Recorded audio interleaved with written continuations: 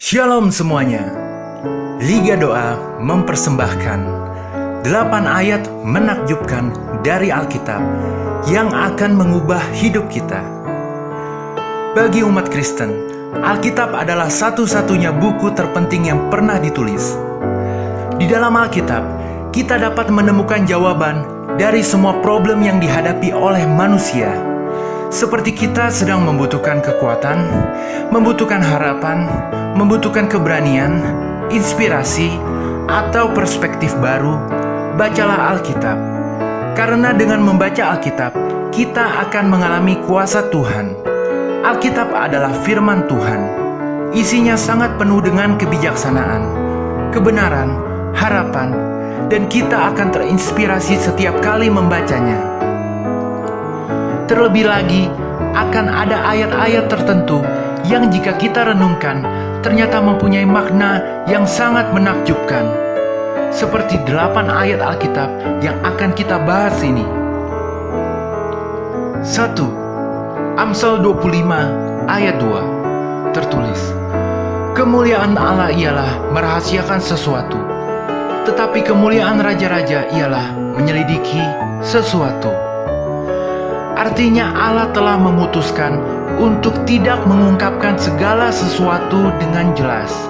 Ia telah merahasiakan banyak hal bagi orang yang hanya membaca Alkitab dengan sepintas saja. Hal-hal rahasia itu hanya dapat ditemukan oleh orang yang rajin membaca Alkitab. Jika kita dengan tekun menggali kedalaman pernyataan Allah di dalam firman-Nya, kita akan sukses di dalam kehidupan seperti raja-raja. 2. Yeremia 33 ayat 3 tertulis, berserulah kepadaku, maka aku akan menjawab engkau dan akan memberitahukan kepadamu hal-hal yang besar dan yang tidak terpahami, yakni hal-hal yang tidak kau ketahui.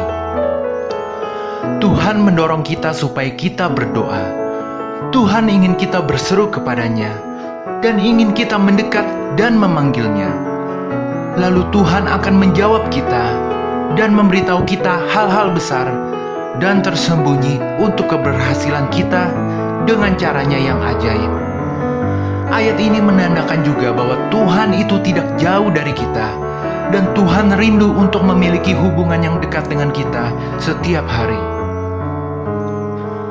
3. 1 Korintus 2 ayat 9 tertulis, tetapi seperti ada tertulis, apa yang tidak pernah dilihat oleh mata dan tidak pernah didengar oleh telinga dan yang tidak pernah timbul di dalam hati manusia, semua yang disediakan Allah untuk mereka yang mengasihi Dia.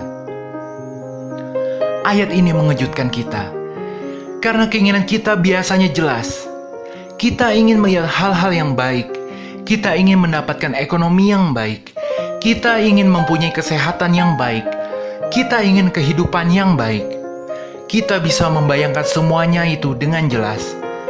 Tapi di ayat ini, Tuhan memberitahukan kepada kita bahwa kita tidak dapat membayangkan apa yang akan Tuhan telah siapkan untuk kita yang mengasihi Dia. Tidak ada mata, telinga, atau hati yang dapat membayangkan berkat-berkat yang akan Tuhan sediakan untuk kita. Akan ada berkat besar untuk kita. Jadi kita harus selalu mengasihi Tuhan.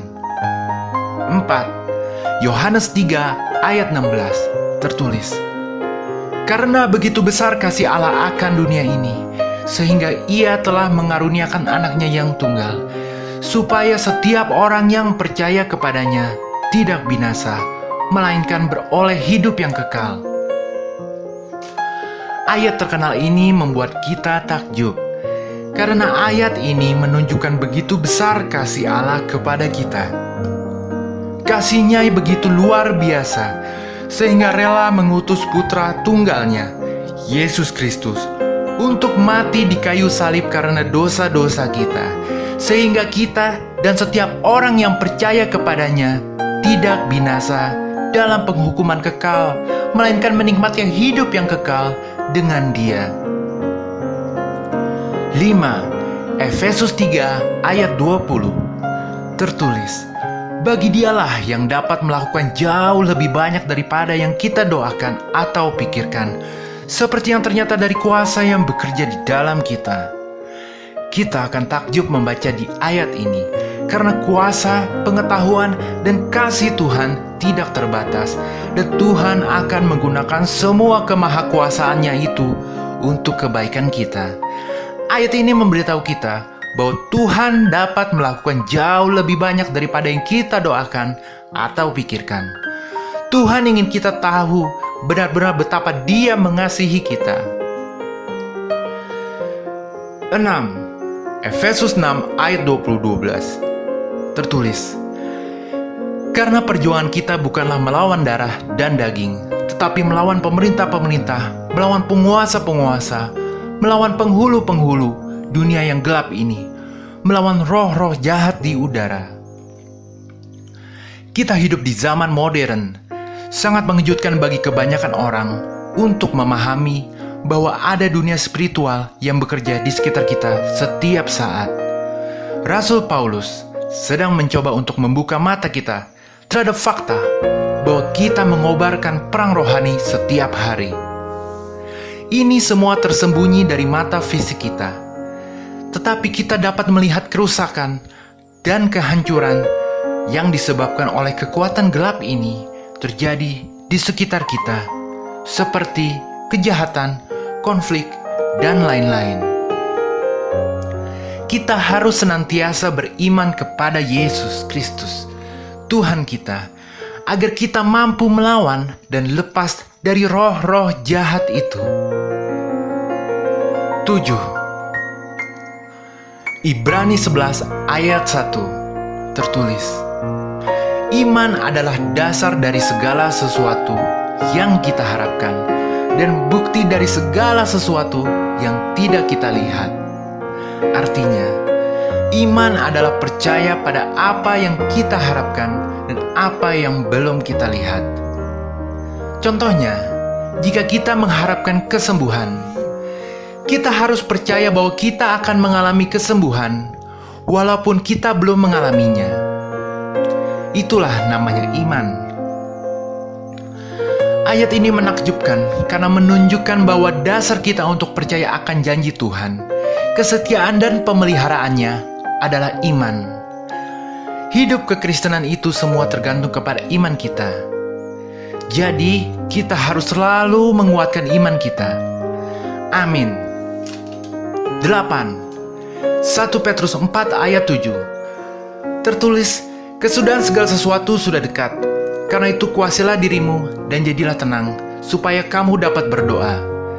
Kesudahan segala sesuatu berbicara tentang kedatangan Tuhan Yesus untuk kedua kalinya. Walaupun sudah lebih dari 2000 tahun ayat ini disampaikan dan Tuhan Yesus masih belum kembali, tetapi kita harus tahu bahwa Tuhan berkuasa atas waktu. Waktu Tuhan tidak sama dengan waktu kita. Peristiwa kedatangan Tuhan Yesus untuk kedua kalinya, cepat atau lambat, akan terjadi.